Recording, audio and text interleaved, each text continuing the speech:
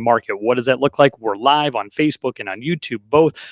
First off, hopefully everybody had a fantastic Thanksgiving, had a great weekend to get together with family, and got some Christmas shopping in then, because that's right around the corner, just a few weeks away. So several things we want to look at here real quick. And again, 'tis the season. I want to jump into this real quick. But I guess before we see that, if you're just joining us first time, we look at the numbers, what's on the market, what's sold, what's everything's happened in the last 7 days. So we're going back from the 22nd through the 29th of November, looking at the stats in the Tiffin County area real estate market. But first up here, virtual kettle, the Salvation Army. Talked with Jimmy. Sarah's got this set up for us here then too. This link right here, hopefully you can see my screen, is below in the description. The virtual red kettle, meaning you can make a donation virtually. Obviously, they have the kettles out, all the different locations, Kroger's, Ace, IGA, things like that. You can throw money in there. They're also looking for this. They have an audacious goal of $30,000. Hopefully, they'll smash through that, no problem. But currently, they're only at $126. We're really hoping to drive traffic to this. Salvation Army does a ton of good. Tiffin County, they do, all over the place, but especially around here. And they do have a $10,000 match challenge. So if they can raise at least $10,000, I think they have a donor that's going to match that at $10,000. So we really, really, really want to help them get up to that.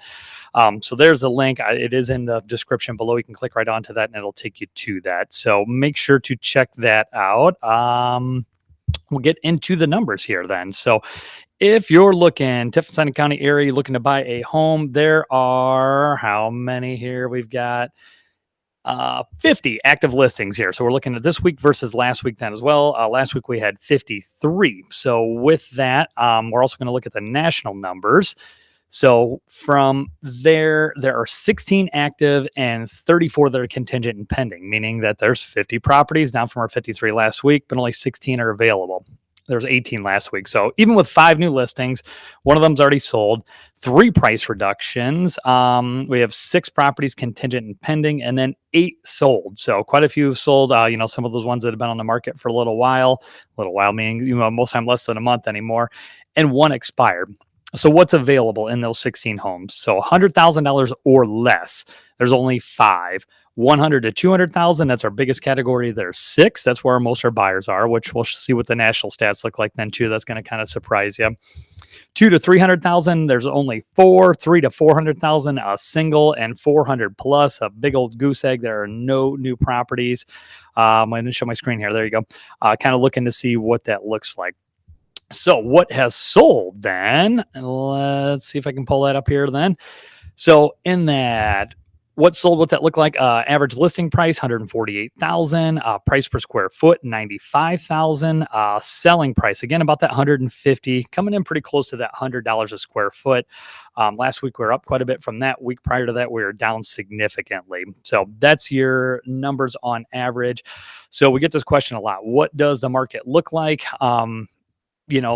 Future. Well, what are we going to look like coming up here? As of right now, inventory is still super low. A lot of the properties that you see a sign in the yard, they're under contract. They're already sold for the most part. They're just waiting to close or waiting on an inspection or something like that. Once in a blue moon, they do come back on the market, but a lot of times they're done then. So if you're thinking of selling, fantastic time to do that. So here's another link that's in there then to the RE/MAX national report here.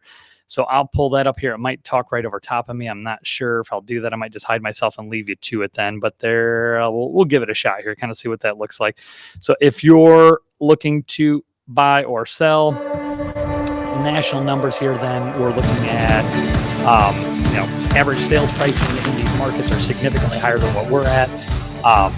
The reason a lot of the numbers are lower, I'm just going to pull that up. I'll wait to play that here just in case it's talking over me then too. But you'll see that the actual transaction numbers are down significantly. And that's kind of where we're at then too. It hasn't been as many home sales as there probably could have been. And for the most part, that is just lack of inventory. We just don't have the homes to sell anybody. So there's a lot of people still looking to buy, just not a lot to put them into.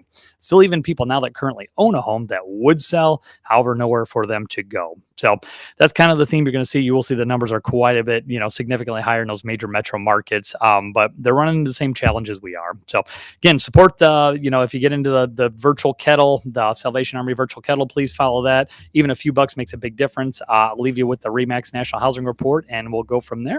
So we'll keep making sense of real estate. I'm going to hit play on this. Make sure to check back every Monday, and we'll keep making sense of real estate. Talk to you soon.